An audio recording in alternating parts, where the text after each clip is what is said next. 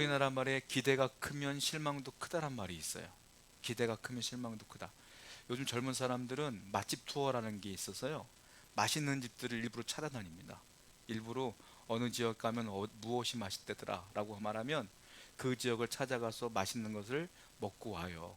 그리고 영화 같은 것도 그래요. 어떤 영화가 재밌는가 먼저 인터넷을 검색해 보면 이 영화가 재밌더라, 이 영화가 재밌다더라는 얘기가 나오면 그 영화를 봐요. 그렇게 사람들은 인터넷을 통해서 검색을 통해서 먼저 보게 되는데, 그런데 맛집이라고 해서 가보면 사실 그게 그거예요. 사실은 여러분, 김치찌개가 아무리 맛있어봤자 김치찌개지 뭐. 아무리 맛있어도요 다 비슷한 맛이요. 그런데 거기서 조금 다른 맛이 나는 것이지, 그게 뭐 대단히 큰 맛이고 대단히 다른 맛이 절대 아니다 라는 것이겠죠.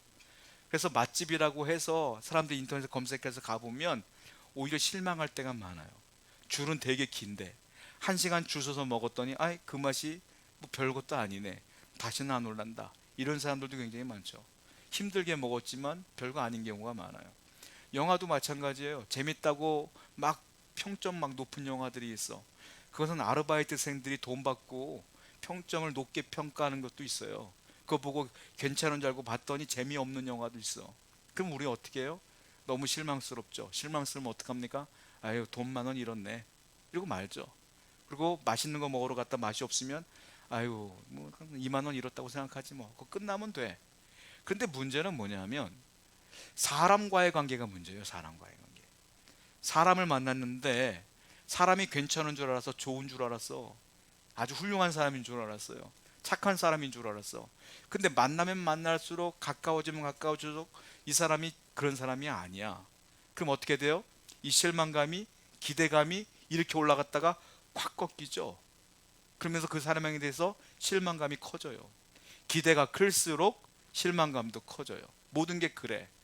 음식도 기대가 컸다가 실망감도 커지는 거고, 사람도 기대가 컸다가 실망감도 커지는 거고, 여행을 가도 그래. 어디가 좋다더라 가면 뭐 나무가 뭐 조금 많은 것 뿐이네, 기대가 컸는데 별거 아닌 경우도 있다라는 거예요. 인생은 그래요. 다 기대가 큰데 막상 가보면 별거 아닌 경우가 너무 많다.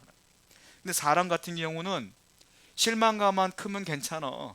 그런데 문제는 뭐냐면 부부가 결혼을 해요. 남자와 여자가 만나 결혼을 하면 왜 결혼을 할까요? 좋으니까 결혼했겠지. 좋아 보이니까, 장점이 보이니까, 대단히 좋아 보이니까 결혼했겠지. 그러니까 부부는 가까워서 뭐라고 말하니까 영촌이라 그래요. 촌수가 없어. 그래서 부부는 뭐냐면 가까우면 그렇게 가까울 수가 없고요. 헤어지면 촌수가 없기 때문에 남남이 되는 게 부부라 이거예요. 근데 헤어지면 그냥 실망감이 크니까, 결혼하기 전에는 대단할 줄 알았는데 막상 해보니까 내가 만났던 남자가 아니고 내가 만났던 여자가 아니야. 사람은 완전할 수가 없기 때문에 가까워지면 살다 보면 실망감이 너무너무 커요. 그러다 보니까 사람들이 싸우고, 너 이거 왜 못하냐? 고쳐라 고쳐라 지적하다가 보면 상대방도 기분 나쁘지. 뭐 자기는 더 완벽한가? 그 이 사람도 넌 그거 못했잖아 못했잖아, 싸우다 보면 부부가 맨날 싸우다 헤어지기도 하는 거예요. 그러면 헤어지면 그 남남이 되면 다행이에요. 이게 남남이 그냥 남남이 되는 게 아니라 어떻게 돼요? 철천지 원수가 되는 경우가 많다. 실망감이 너무 심하니까 나중에는 원수가 돼서 헤어지는 경우도 많다라는 거예요. 그러면 사람의 관계가 실망스러운 걸로 바뀌어 버리면 해결이 안 돼요. 그러니까 여러분들이 실망을 덜 하려면 방법이 하나 있어요. 기대를 덜 하면 돼요. 그냥 저는 그래서 맛집 같은데 뭐 유명하다는 데 가면, 물론 맛없는 데보다 나으니까 그런 데 가서 먹어요. 먹지만 기대는 별로 안 해. 뭐 그 맛이 그 맛이겠지. 그런데 진짜 맛있으면 기분이 더 좋아지는 것이고, 맛이 없으면 그렇거니 하고 넘어가는 것이죠. 사람도 마찬가지죠. 사람도 만날 때 저 사람은 진짜 괜찮은 사람 같아, 저는 그렇게 생각하지 않아요. 사람이 다 똑같거든.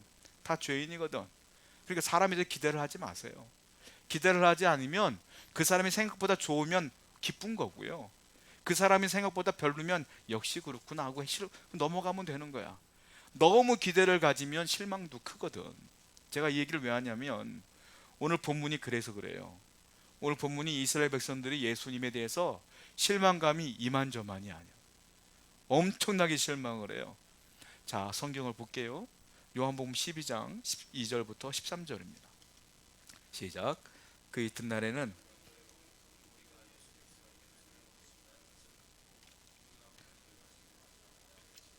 호산나 찬송하리로다 주의 이름으로 오시는 이 곧 이스라엘의 왕이시여 하더라.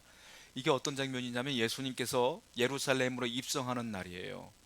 이거를 우리가 주일로 따로 지켜요. 이걸 뭐라고 말합니까? 종료주일이라고 그래요.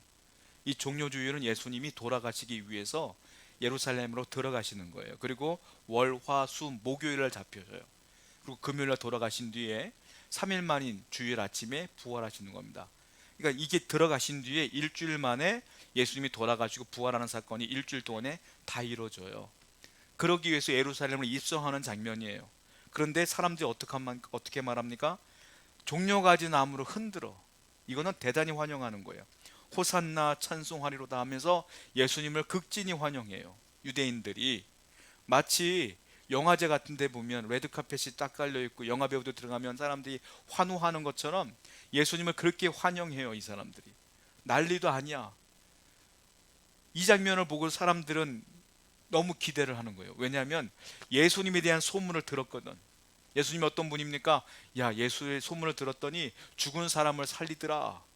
그래? 야, 38년 된 병자를 고쳤대. 눈먼 자를 눈뜨게 했대. 문둥병자를 고쳤대. 글쎄, 야, 오병이어 사건 아니야? 물고기 두 마리 떡 5개로 5천 명을 먹이고도 12바위가 남았대. 이 소문이 막 돌린 거예요. 그래서 사람들은 어떤 생각을 하냐면 저분은 메시아구나, 저분은 메시아구나라고 확신을 가져요. 메시아가 무슨 말이냐면 메시아가 기름 부음 받은 자란 뜻이에요. 다른 말로 구원자란 뜻이에요. 메시아는 히브리 말로 메시아이고요, 헬라어로는 그리스도예요. 똑같은 말이야. 기름 부음 받은 자예요. 구원자다. 즉 예수님이 우리를 구원할 것 같아 라는 소문이 파다했어요. 그 예수님이 예루살렘으로 들어오니까 너무 기대가 큰 거예요. 드디어 끝났구나, 드디어 구원이 이루어지겠구나 라는 생각을 한 거예요. 제가 지금 말하는 구원은 영적 구원을 말하는 게 아니라 이스라엘 사람들은 이 당시에 어떤 일이 벌어졌어요? 로마의 압제에 있었다. 로마가 나라를 점령했다. 마치 우리나라가 일본이 우리나라를 점령한 것처럼. 그러다 보니까 이 사람들은 로마로부터 구원받기를 원했어요. 그래서 이 사람들은 예수님을 메시아라고 바라본 게 뭐냐면 우리를 로마로부터 구원할 자, 로마를 격퇴하고 로마 그 총독을 다 내쫓고 그리고 우리를 규합하여 로마와 싸워서 승리할 자, 이렇게 바라봤던 거예요. 자, 메시아 그리스도 기름 부음 받은 자인데, 기름 부음은 유대인들 중에서 세 부류의 사람들만 기름 부음 받아요. 왕이 기름 부음 받고요, 제사장이 기름 부음 받아요, 그리고 선지자가 기름 부음 받아. 그러니까 메시아는 어떤 분이냐? 그리스도는 누구냐? 왕의 역할, 제사장의 역할, 선지자의 역할을 다 감당하시는 분이 우리 예수님이다, 이런 뜻이겠죠. 자, 그런데 그 사람들은 예수님을 그래서 환영하는 거예요. 지금 그걸 아셔야 돼. 예수님이 예루살렘에 입성한다는 소문을 듣고 드디어 우리를 구원하실 거구나, 이런 뜻이 아니라 드디어 로마를 박살을 내고 우리를 이 압제에서 벗어나게 하겠구나 라는 자기들끼리의 확신을 갖고 신나게 환영하는 거예요. 그러니까 기대가 지금 엄청나게 올라가 있어. 마치 우리나라가 맨날 속는데 똑같은 일이죠. 뭐예요? 대통령 선거 때 보면 나라가 반쪽으로 맨날 쪼개져. A당 B당. 그리고 그들은 확신해. 누가 대통령이 되면 나라가 변할 거다, 누가 대통령이 되면 나라가 부흥할 거다. 근데 여러분들 대통령 많이 뽑아봤잖아요. 어때요? 그 나라가 그 나라고 그 나라가 그 나라요. 안 바뀌어. 똑같아. 그러면 어떻게 돼요? 실망감으로 바뀌죠. 기대했다가 실망감으로 바뀌어. 마찬가지예요. 이 사람들도 예수님을 기대했어. 로마로부터 우리를 구원할 거라고. 그런데 예수님이 예루살렘에 입성한 뒤부터 첫날 월요일부터 하는 행동이 이상해. 그때부터 그들의 기대가 꺾이기 시작해. 어떤 일이 벌어진지 아세요? 예수님이 맨 처음에 예루살렘에 들어오시자마자 한 행동이 뭐냐면 예루살렘 성전으로 들어가시는 거예요. 근데 그들은 이것도 의아한 거야. 왜 예루살렘 성전으로 가시지? 당장 총독 있는 곳으로 가든지, 로마 군대인대로 가서 그들 앞에 마술과 같은 능력을 행하며 기적을 행하며 그들을 쫓아내든지 해야 되는데 왜 예루살렘으로 가지? 그때부터 의아하기 시작한 거야. 예루살렘에 들어가서 예수님이 뭐라 했는 줄 아세요? 들어가자마자 예수님이 당황해요. 왜냐하면 예루살렘 성전이 돛대기 시장으로 바뀌었어. 환전상이 있어. 돈 바꾸는 사람들. 그리고 재물이 필요하니까 양팔로 온 사람, 염소팔로 온 사람, 소팔로 온 사람, 비둘기팔로 온 사람, 그리고 거기서 시끄럽게 양 한 마리 얼마예요? 뭐 염소 한 마리 얼마예요? 완전히 시장이 따로 없어. 예루살렘 성전이. 왜냐? 재물을 하나님께 드려야 되기 때문에 멀리서부터 양을 끌고 올 수가 없어요. 그래서 예루살렘에 와서 양을 돈으로 주고 사고 그걸 가지고 재물을 드리는 거야, 이 사람들이. 그러니까 그것을 틈새 신앙을 공략하기 위해서 장사꾼들이 다 즐비한 거예요. 그러니까 돈이 다른 나라에서 온 사람들이 있어요. 디아스포라가. 그러니까 다른 나라의 돈을 환전하는 환전상도 있는 거야. 이게 성전이 아니야, 이게. 그러니까 예수님이 어떡합니까? 그 상을 뒤엎으면서 다 쫓아내버려. 나가, 나가. 내 아버지 집은 만민의 기도하는 집이라. 유명한 말씀을 그때 남기시는 거예요. 다 쫓아냈어. 그러니까 이스라엘 사람들은 그때부터 이상한 거야. 왜? 아니, 우리는 아무렇지도 않게 늘 이렇게 살아왔는데, 늘 하나님께 예배 드렸는데, 대제사장도 허락했는데, 바리새인들도 허락했는데, 서기관들도 아무 말도 안 하는데, 저 예수란 사람이 왜 로마를 뒤집어 엎는 것이 아니고 왜 우리 성전을 뒤엎고 난리야? 라고 그때부터 이상하게 바라보기 시작한 거예요. 기대가 이렇게 올라갔다가 점점 기대가 꺾이기 시작한다라는 거예요. 거기다 결정적인 증거가 있어요. 예수님이 이상한 말을 해요. 자, 마태복음 20장 18절과 19절 한번 볼까요? 읽어봅니다. 시작. 보라, 우리가 올라가노니 인자가 대제사장들과 서기관들에게 넘겨짐에 그들이 죽이기로 결의하고 이방인들에게 넘겨주어 그를 조롱하며 채찍질하며 십자가에 못 박게 할 것이나 제3일에 살아나리라. 예수님이 성전 뒤집어 엎은 것도 이상한데 거기서 또 이상한 말씀을 하셔요. 뭐라고 말하냐면 내가 붙잡힐 거야, 이 말씀을 하시는 거야. 그리고 나는 십자가에 못 박혀 죽을 거야. 그리고 3일 만에 부활할 거야, 이 얘기를 하시는 거야. 유대인들이 그걸 들으면서 이상한 거예요. 왜냐하면 저 예수는, 메시아는, 우리가 환영했던 메시아는 죽으면 안 돼. 왜? 로마인들을 격퇴하고 우리를 살려줄 자거든. 그런데 자기가 죽는데 자꾸 십자가에서 죽고 3일 만에 부활한대. 그때부터 이들은 의심이 확신으로 바뀌어요. 저 예수는 우리가 알고 있는 메시아가 아니다. 우리를 로마 군인에서 벗어나게 할 자가 아니다. 우리가 기다린 자가 아니구나 라고 생각하면서 그 기대감이 실망감으로 확 바뀌면서 그 실망감으로 끝나는 게 아니라 증오로 바뀌어. 증오, 미움으로 바뀌어. 그리고 어떻게 합니까? 예수를 잡아 죽이려고 하는 거야. 그때부터 특별히 대제사장, 바리새인, 서기관들, 이 사람들이 앞장서서 죽이려고 해요. 유대인들도 동참하기 시작해요. 예전에는 그래도 예수님을 따르는 사람이 있었어. 그런데 막상 예수를 만나보니까 자기가 자꾸 죽는다고 하니까 우리가 알고 있는 예수가 아니네, 메시아가 아니네, 죽여야지 라고 미움으로 바뀌게 되는 거예요. 예수님이 하는 행동들이 이상하니까 그 기대감이 실망감으로 증오로 바뀌었다. 누가복음 23장 18절 말씀 보겠습니다. 읽어보겠습니다. 시작. 우리가 일제히 소리질러 이르되 없이 하고 바라바를 우리에게 놓아주소서 하니라. 그래서 심지어 어떻게 하냐면 예수님을 붙잡았어요. 붙잡아 놓고 십자가에 죽여달라고 빌라도에게 얘기를 하는 거야. 빌라도가 뭐라고 말하냐면, 야, 빌라도는 그렇게 얘기를 해. 바라바라고는 악질 죄수가 있어요. 쉽게 말해 연쇄살인범과 똑같아. 살인자야. 이 연쇄살인범을 딱 갖다 놓고, 예수님을 갖다 놓고, 빌라도가 볼 때는 예수님은 죄가 없어요. 그러니까 예수님을 놓아주고 싶었던 거야. 니들이 선택해라. 이 바라바를 놔줄까, 예수를 놔줄까 했더니 이 사람들이 뭐라고 말합니까? 바라바를 놔주시오, 예수를 십자가에 죽이시오 라고 말하는 거예요. 이게 말도 안 되는 게, 여러분들 우리가 알고 있는 유명한 연쇄살인범들 있잖아요. 그 사람들 지금 감옥에 있지 않습니까? 자, 그 사람들을 앞에 놓고 예수님을 죽이는 게 나아요, 그 사람을 죽이는 게 나아요? 똑같이 물어보는 거야. 근데 이 사람들은 그 연쇄살인범을 놔달라는 거예요. 오히려 감옥에 풀어주고 대신 예수를 죽이라는 거예요. 이게 말이 됩니까? 이 예수님에 대한 기대감이 증오로 바뀐 거죠. 그래서 예수님은 십자가에 달려 돌아가시게 되는 거예요. 이것이 십자가형이다라는 거예요. 예수님이 그래서 그 기대감이, 사람들에 대한 기대감이 실망감으로 바뀌면서 십자가에 돌아가시게 된다라는 거예요. 근데 십자가형이요, 이게 공식적인 게 뭐냐면, 대부분 사형은, 저도 군 생활을 교도소에서 죄수들을 지키는 군 생활을 했어요. 근데 그 예전에 제가 있을 때 말고 그 전엔 사형수들도 있었는데, 그분들은 사형당할 때 어떻게 했냐면, 사형당하는 사람도 모르게 데리고 가. 야, 면회 왔어 하고 데리고 가서 사형장으로 끌고 가서 죽여요. 몰래, 아무도 모르게. 그런데 이 당시 사형도 똑같아요. 다 모르게 죽이는 거야. 근데 유독 공개 처형하는 게 있어요. 그게 뭔가, 그 십자가예요. 십자가는 원래 사형 자체가 공개 처형이 십자가예요. 왜? 다른 사람들 다 보게.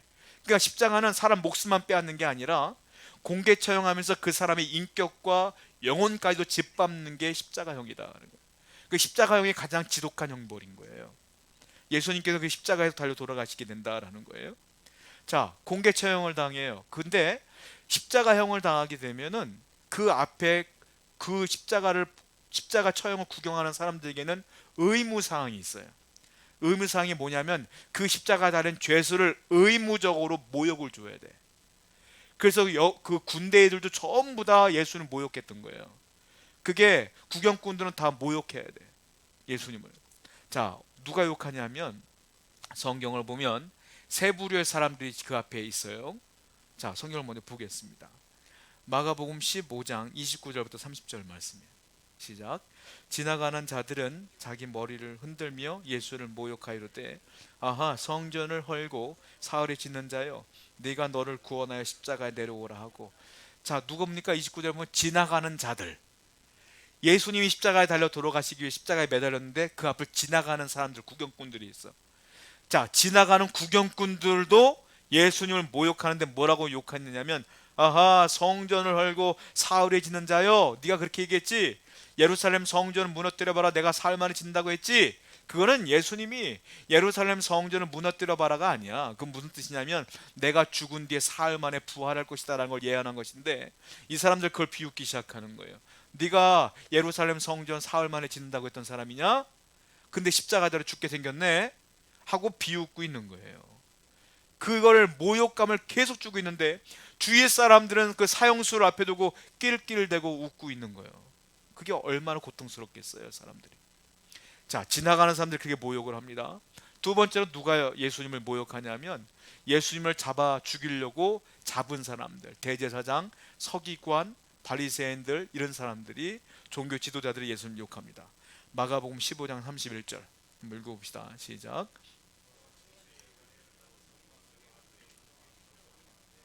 그가 남은 구원하였을 때 자기는 구원할 수 없도다. 이것도 비웃는 거예요. 대제사장들과 서기관들이 뭐라고 비웃냐면, 야, 네가 그렇게 구원을 외치더니 네가 십자가에 죽게 생겼는데 너 스스로 한번 구원해 보지 그러냐?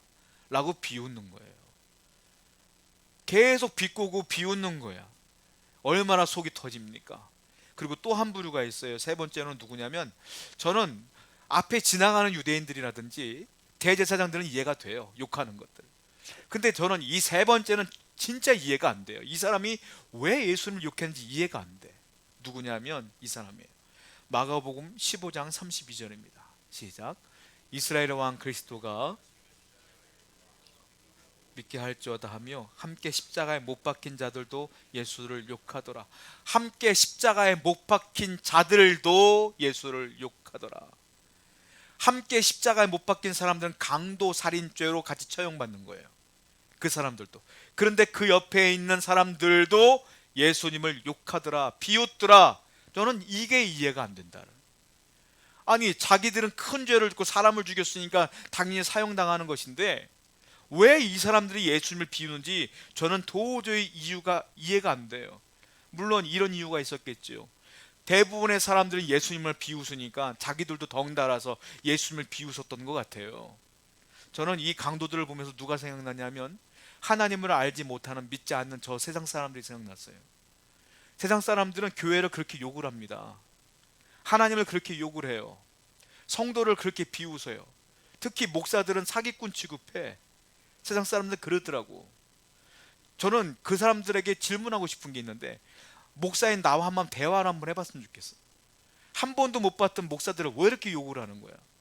그 사람들은 성경을 한 번도 읽어보지 않았을 거예요. 예배도 한 번도 참석해보지 않았을 거야. 교회도 한 번도 안 와봤을 거야. 그런데 세상 사람들은 그렇게 욕을 해. 교회를 그렇게, 성경을 욕해, 그렇게 목사들을 욕해, 성도들을 그렇게 욕해. 막상 성도들을 만나면 성도들이 나쁜 사람들이 별로 없어요. 교회가 나쁜 거 가르치는 게 아니잖아요. 그런데 그렇게 세상 나쁜 사람인 것처럼 욕을 해. 저는 이 강도와 세상 사람들과 오버랩이 자꾸 되는 거야. 이 강도도 똑같아. 그리고 세상 사람도 똑같아. 왜 욕을 할까? 사람들이 욕을 하니까 같이 조롱하나? 같이 모욕을 주나? 이런 생각이 들 때가 많아요. 여러분, 사람들이 여러분들을 대놓고 욕해도요, 한 번도 교회 와보지도 않고 욕하는 사람도 있을 거예요. 여러분 주위에도 너 예수 왜 믿니? 너 도대체 정신이 있는 거야 없는 거야? 라고 말하는 사람도 있을 거야. 당당하게 얘기하세요. 제가 누누이 말하지만 주눅 들지 마세요. 그래, 나 예수 믿는다. 근데 그 사람들이 모르는 게 있어. 뭐냐면 지금은 그들이 잘 먹고 잘 사는 것 같지만 세월은 흘러요. 결국은 저는 가끔 가다가 제가 젊을 때 봤던, 어릴 때 봤던 연예인들이 백발이 하얘져갖고 나오는 모습 볼 때 깜짝깜짝 놀래. 그렇게 젊었던 분들이 이제 늙은 거야. 여러분, 제가 어릴 때 봤던 영화 주인공 람보라는 영화가 있어요. 람보. 얼마나 근육질의 멋있는 남자였습니까? 그분이 76세래요 지금. 저는 그런 거 볼 때가 놀래. 돌아가실 날이 얼마 안 남은 거예요. 그렇게 욕하는 사람도 세월은 흘러요. 세월은 흘리면 자기도 백발이 생기며 하늘나라 갈 날이 다가와. 그 앞에서 너 교회 왜 다니냐 할 수 있겠냐는 거예요. 그 사람들 마지막 하나님 앞에 섰을 때 그들은 후회할 것이다. 그러니까 여러분들을 그들이 어떤 얘기를 하도 흔들리지 말고 오히려 그들을 위해서 치근히 여기며 복음을 전파해야 된다라는 거예요. 저는 이 강도가 오히려 치근히 여기더라니까요. 야, 이제 곧 죽을 양반인데, 곧 죽을 사람인데 어찌하여 예수를 옆에 두고 욕을 하고 있느냐. 이렇게 미련하구나. 오히려 불쌍한 생각이 들어요. 여러분 주위에 하나님을 알지 못하는 사람들이 여러분들에게 극렬하게 다가오더라도, 그렇게 욕을 하더라도 대꾸하지 말고 싸우지 마세요. 불쌍한 거예요. 여러분들은 마지막 심판할 때 천국 가지만 그분들은 지옥 갈 수밖에 없기 때문에 불쌍한 거예요. 측은히 여기고 오히려 기도해 주지 않겠느냐라는 생각을 해요. 자, 성경 한번 볼까요? 누가복음 23장 39절부터 41절을 보면 근데 그 와중에 놀라운 일이 벌어져요. 읽어보겠습니다. 시작. 비방하여 이르되 네가 그리스도가 아니냐, 너와 우리를 구원하라 하되, 하나는 그 사람을 꾸짖어 이르되 네가 동일한 정죄를 받고서도 두려워하지 아니하느냐. 우리는 우리가 행한 일에 상당한 보응을 받는 것이니. 이 사람 행한 것을, 맨 처음에 예수님을 욕했던 강도는 한 사람이 아니었어요. 옆에는 그들도 복수를 썼어. 그러니까 제가 볼 땐 왼쪽에 있는 강도나 오른쪽에 있는 강도 둘 다 예수님을 비웃었던 것 같아요. 다 욕했어. 그런데 예수님이 그들을 바라보는 모습들, 가상칠언이라고 해서 예수님께서 그런 얘기를 들을 때마다 하나님께 기도를 하셔요. 아버지, 저들이 몰라서 그럽니다. 저들을 용서하여 주시옵소서. 이런 모습들을 보면서 오른쪽에 있는 강도가 마음이 흔들리기 시작해요. 저분은 죄가 없도다. 우리가 그렇게 욕을 했는데 우리를 용서해달라고 기도하네. 저분은 진짜 하나님의 아들인가? 이런 고민에 휩싸이면서 그들은 결정해요. 저분은 메시아였구나 라고 말하면서 왼쪽에 있는 강도가 여전히 극렬하게 욕을 하는 거 보면서 비방하여 꾸짖어요. 너와 나는 살인자니까 죽는 게 당연해. 그런데 이분은 죄가 없는 분이 돌아가시잖아요. 이제 그만해라, 그만해. 그러면서 이 강도가 예수님께 뭐라고 말하냐면 이렇게 말해요. 주여, 당신이 오늘날 낙원에 갈 때 저를 기억해 주세요. 그때 주님께서 오늘날 너가 나와 낙원에 있으리로다 말씀하면서 오른쪽에 있는 강도가 구원받는 장면이 나와요. 자, 여러분들, 저는 무슨 생각이 들었냐면 오른쪽에 있는 강도, 왼쪽에 있는 강도는 누구를 예표하고 누구를 얘기하는 건지 아세요? 저와 세상 사람들을 얘기하는 거예요. 여러분, 사람들은 사람들을 바라볼 때 이렇게 바라봐요. 저분은 교수래, 저분은 사업가래, 저분은 대통령이래, 저분은 정치가래, 저분은 재벌가래, 저분은 교수래, 저분은 선생님이래, 저분은 공무원이래, 저분은 의사래. 이렇게 바라보잖아요. 우린 직업을 바라보니까. 하나님의 입장에서 볼 땐 사람은 딱 두 부류예요. 뭐가 뭔지 아세요? 먼저는 하나야. 딱 다 죄인이야. 하나님 볼 때는 저도 죄인이고 여러분도 죄인이고 하나님을 알지 못하는 사람들 다 죄인이야. 하나님 볼 땐 딱 하나야. 그가 의사건 그가 정치인이건 상관없어. 다 죄인이야. 그런데 여기서 또 나뉘어져요. 뭐가 나뉘어지느냐? 다 죄인인데 은혜를 아는 죄인, 은혜를 모르는 죄인. 저와 여러분들은 주님의 은혜를 아는 죄인이기 때문에 여기 있는 거예요. 세상 사람들은 은혜를 모르는 죄인이기 때문에 거기 있는 거예요. 두 강도를 보세요. 왼쪽에 있는 강도는 여전히 은혜를 모르는 죄인이야. 오른쪽에 있는 강도는 은혜를 아는 죄인이야. 그래서 구원받은 거예요. 저와 여러분들은 세상 사람들을 볼 때 저분은 대단하구나 이걸 바라볼 필요가 없어요. 하나님의 눈으로 바라보셔야 돼. 세상 사람들이나 우리나 다 똑같은 죄인이야. 오히려 세월이 흘러가면 그들이 더 불쌍해지는 거예요. 우린 그들을 측은히 여길 줄 알아야 돼. 오히려 불쌍히 여기며 기도할 줄 알아야 돼. 다행스러운 건 저와 여러분들 은혜를 알아, 죄를 알아 회개하여 구원받았으니 감사하세요. 우리는 이 감사를 잊고 살 때가 많아요. 하나님이 주신 은혜를 잊고 살 때가 많어. 뭐 때문에 있는 것 같아요? 현실을 자꾸 보니까 잊어먹어. 저분은 잘 되는데 나는 왜 이럴까? 저 사람은 잘 되는데 나는 왜 이럴까? 자꾸 현실과 비교하다 보니까 자꾸 은혜를 잊어먹어. 다시 말씀드려요. 은혜를 잊은 자인, 은혜를 잊지 않는 죄인 둘뿐이 없어 세상에는. 저와 여러분들은 은혜를 잊지 않은 죄인이 되어야 돼요. 그래서 은혜를 잊었으면 다시 오늘 밤 다시 기억하시고 회복하셔서 하나님께 이 마음 가운데 이제 원망 불평이 아니라 감사와 기쁨이 회복되어지는 여러분 되기를 축원드립니다. 기도하겠습니다.